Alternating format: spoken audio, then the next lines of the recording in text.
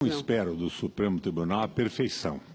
Ele é passível de erros e de equívocos.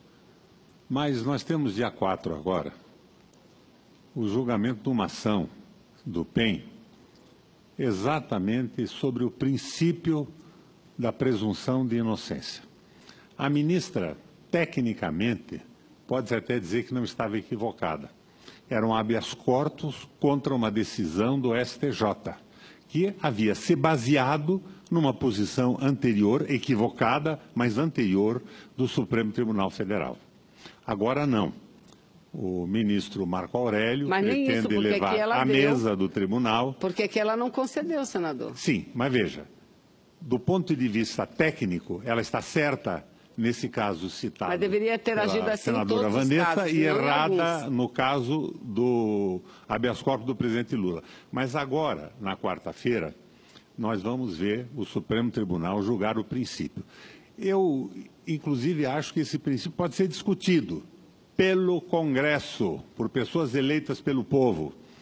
Nós temos exemplos terríveis de condenações que não eram cumpridas ao longo de décadas. Por exemplo, a do Maluf. Eu mesmo já fiz uma sugestão de iniciarmos o debate sobre isso e apresentei um projeto na companhia do senador Ferraço, da senadora Gleisi e do senador Álvaro Dias. Ela foi relatada, talvez até inadequadamente, porque era um dos subscritores, pelo senador Ferraço. Está na Comissão de Constituição e Justiça. Mas só o Congresso podia mudar isso. Agora, na quarta-feira, o princípio constitucional vai ser examinado. E eu acredito que o Supremo Tribunal Federal vai validar a Constituição, senão estaria se transformando num tribunal de arbítrio. E daí nós teríamos que tomar providências. Não se trata de revanche, mas se trata da defesa do Estado de Direito e da defesa do próprio Congresso. A ministra Rosa Weber tem que votar, como votou a primeira vez e como disse que votaria se a discussão fosse do princípio. Então, está assegurada a manutenção do princípio constitucional da presunção de inocência. Se isso não acontecer, cabe a este Congresso Nacional tomar providências legislativas. E essas providências serão tomadas. E serão tomadas sem espírito de revanche, mas em defesa do Estado de Direito brasileiro. Eu, por exemplo, custe o que custar, do ponto de vista eleitoral, da crítica da mídia, não me furtarei a tomar iniciativas da manutenção do princípio constitucional, que pode sim ser mexido pelo Congresso Nacional, por uma Constituinte ou por uma emenda constitucional aprovada pelo conjunto dos senadores e dos deputados na forma do nosso regimento. Então, eu acredito que tudo se resolverá na quarta-feira. Não tenho muita dúvida disso, porque eu acredito no Estado de Direito e tenho esperança na manutenção do Estado democrático no Brasil. Não posso imaginar o Supremo Tribunal Federal, que pode errar, como nós erramos muitas vezes, insistir nessa posição e se transformar num tribunal arbitrário para retirar o Lula do processo eleitoral. Ele tem que ser julgado pelo povo, que coloquem razões. Eu, por exemplo, senadora, eu fiz oposição ao governo do Lula e ao governo da Dilma, porque eu não concordava com a política do Meirelles e a política do Joaquim Levy. E votei contra o impeachment porque eu sabia o que vinha. Quem tem que decidir os caminhos do Brasil é o povo, com ampla discussão, com uma imprensa aberta. O que é que nós queremos?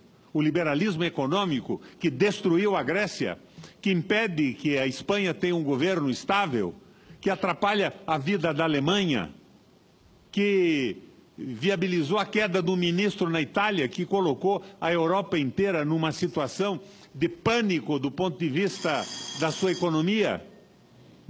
Esses princípios liberais falidos na Europa estão pedindo asilo no Brasil, como um zumbi, um morto-vivo. E aqui eles estão tendo guarida, senador Tião. Eles estão tendo, Jorge, eles estão tendo guarida por parte de corruptos ideologicamente corrompidos e de corruptos de fato. Como é que é possível que o Lula seja condenado por um raio de um apartamento que nunca foi dele? Aliás, um apartamento medíocre. Eu vi o filme do apartamento na UOL ontem. É um apartamentinho de péssima construção, de péssima qualidade. Não é um triplex, é um duplex. O terceiro andar é a cobertura onde puseram lá uma tina que eles chamam de piscina. 2,5 por 1,5, uma coisa absolutamente ridícula. E a dona Marisa havia comprado o quarto andar, pelo qual pagou durante 10 anos. E recebeu uma proposta, vamos trocar pela cobertura. O Lula foi lá, deu uma olhada naquilo. A OAS tinha assumido a construção do prédio do apartamento e disse, não entro nessa treta, não quero. E disse, não gostei da cozinha. Não comprou, não assumiu, não teve posse, não usufruiu e não pode ser condenado por isso. Porque se o Lula for condenado por esse processo, o que estará sendo jogado no lixo é o direito brasileiro. Não é só a presunção de inocência, é a falta absoluta de prova material. É um crime sem corpo do delito.